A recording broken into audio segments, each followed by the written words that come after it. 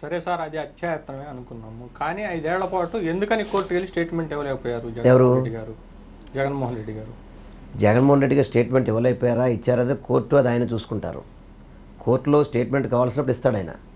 అది జరిగింది పబ్లిక్ ముందే జరిగింది తప్ప ఆయన ఎక్కడో మామూలుగా ఏ ఘటనైనా పబ్లిక్ ముందే జరుగుతుంది. జరిగినప్పుడు వాళ్ళు పదే పదే చెప్పారు, ఒక దళిత కుర్రోడిని జైల్లో పెట్టారు, మీరు స్టేట్మెంట్ ఇస్తే ఏ నిర్ణయం తీసుకుంటామని అని చెప్తే మీరు ఎందుకని మొన్న ఎన్నికల ముందు వరకు ఎందుకని చెప్పలేకపోయారు? సార్ ఒకటి సార్, దళిత కుర్రోడా బీసీ కుర్రోడా అనేది పక్కన పెట్టండి. ఫస్ట్ ఘటన జరిగిందా జరగలేదని చూసుకోవాలి.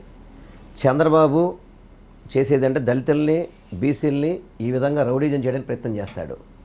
జగన్మోహన్ రెడ్డి గారు బీసీలని ఎస్సీలని అధికారంలో భాగం కల్పిస్తుంటాడు. ఇద్దరికి తేడా అది.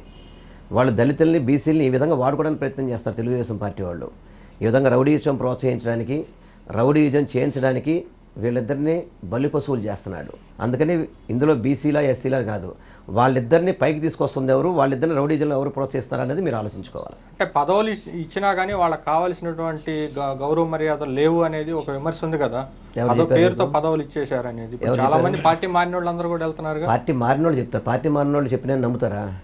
అంటే మీ పార్టీలో కూడా వస్తున్నారు, వాళ్ళు చెప్పిన కూడా నమ్మాలి. ఒకటి సార్, పార్టీలో చెప్తానికి పార్టీలో ఉన్నప్పుడు ఎందుకు చెప్పలేదు వాళ్ళు?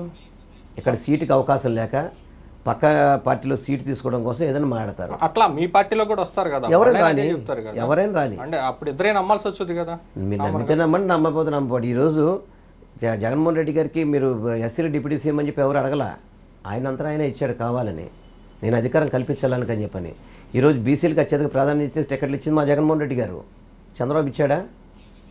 ఈరోజు 170 సీట్లు చూసుకుంటే కనుక అత్యధికంగా బీసీలకి ఎస్సీలకి ఎస్టీలకి మైనార్టీలకి ఇచ్చింది మా జగన్మోహన్ రెడ్డి గారు. నేను ఈరోజు మా కాన్స్టిట్యూన్సీలో మైనార్టీకి ఇవ్వబట్టే నేను వేరే నియోజకవర్గం రావాల్సి వచ్చింది ఈరోజు. నేను అంటే వాళ్ళకి ప్రయారిటీ ఇస్తున్నాడు కాబట్టి ఈరోజు వాళ్ళందరినీ కూడా అధికారులు భాగం కల్పిస్తున్నాడని చెప్పి నేను గర్వంగా చెప్పుకోగలుగుతాను. చంద్రబాబు చెప్పగలుగుతాడా?